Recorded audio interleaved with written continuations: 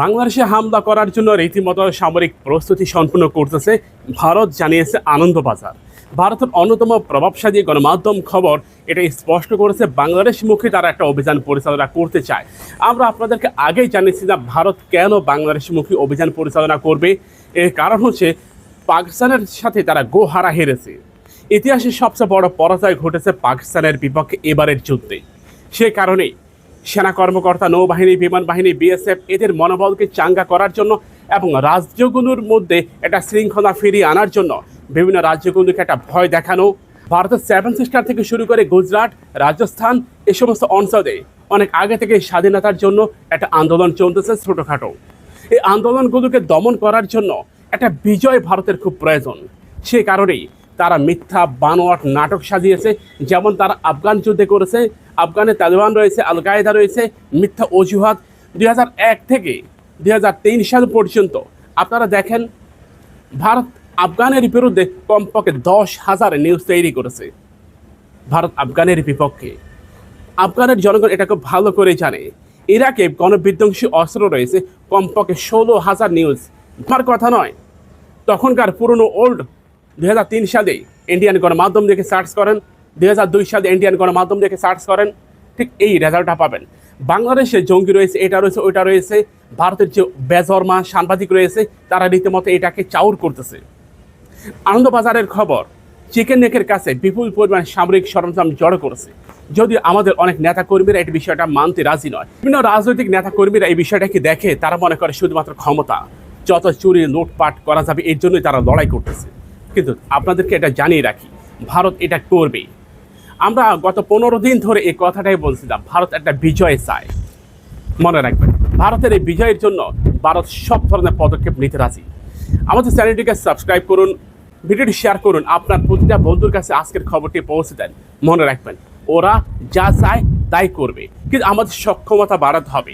জেট-10C জ্যোতি বিমান ক্রয়ের জন্য সবচেয়ে বড় বাধা বিভিন্ন রাজনৈতিক দলের উচ্চ পর্যায়ে নেতাকর্মীরা। কারণ লবিং, উচ্চ পর্যায়ে হাইকমান্ড যারা আছেন তাদের দৃষ্টি আকর্ষণ করতেছি। ভারত টুকরা টুকরা করে দিবে। ভারত যা এই মুহূর্তে বাংলাদেশ যাতে কোনো অবস্থায় সামরিক সক্ষমতা বৃদ্ধি না করে, এর জন্য ভারত যা যা লবিং তাই করতেছে। মনে রাখবেন, এর আগে ফাইটার জেট ক্রয়ের একেবারে দ্বার প্রান্তে পৌঁছে যাওয়ার সত্ত্বেও ভারত এটা করতে দেয়নি। আমরা মনে করি যে F-17 থান্ডার যারা আটকে দিয়েছে ক্রয় করা থেকে, তারা এখন জেট-10Cর বিরুদ্ধে মাঠে নেমেছে। কারণ তারা তো আর যুদ্ধ করবে না। পাকিস্তানের একজন অভিনেতাকে জিজ্ঞাসা করা হয়েছে, ভারত যে পাকিস্তানমুখী অভিযান পরিচালনা করতে চায়, ভারত পাকিস্তানে হামলা করতে চায়, এই ব্যাপারে আপনার বক্তব্য কি? পাকিস্তানের অভিনেতা বলেছিল, আমি তো লন্ডন চলে যাব। ঠিক তেমনি আমাদের উচ্চ পর্যায়ে অনেকে যারা এখন বাগড়া দিচ্ছে, যারা এখন বাধা প্রদান করতেছে, তারা তো লন্ডন চলে যাবে, আমেরিকা, ইউরোপে চলে যাবে। তাদের সমস্যা কোথায়? আমাদের সামরিক সক্ষমতা অতি দ্রুত বাড়াতে হবে। মনে রাখবেন, আমাদের এই মুহূর্তে $4.5 বিলিয়ন যে সামরিক সরঞ্জাম ক্রয়ের চুক্তি হয়েছে, এগুলোকে অতি দ্রুত আগামী 2 মাসের মধ্যেই এগুলো বাংলাদেশে আনতেই হবে। আপনি কি মনে করছেন ভারত এমনি আপনি আপনার ছেড়ে দিবে? ভারত একটা বিজয় চায়। আনন্দবাজারের এই খবরকে পুরো চাউর করে দিয়েছে পুরো দুনিয়াকে। মনে রাখবেন, এটা ছোটোখাটো মামুনি পত্রিকা নয়, এটা অনেক বড় প্রভাবশালী। তারা জেনে শুনে বুঝেই খবরটা তৈরি করেছে।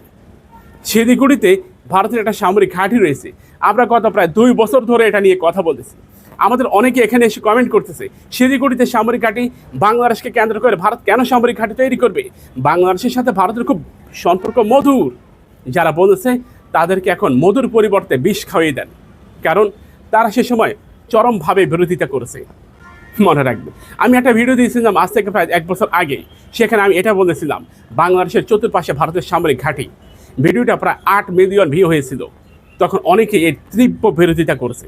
এটা কখনই সম্ভব নয়, এটা অবাস্তব, অযৌক্তিক, বানিয়ে বানিয়ে কথা বলতেছে, মিথ্যা কথা বলতেছে, প্রপাগান্ডা ছড়াচ্ছি।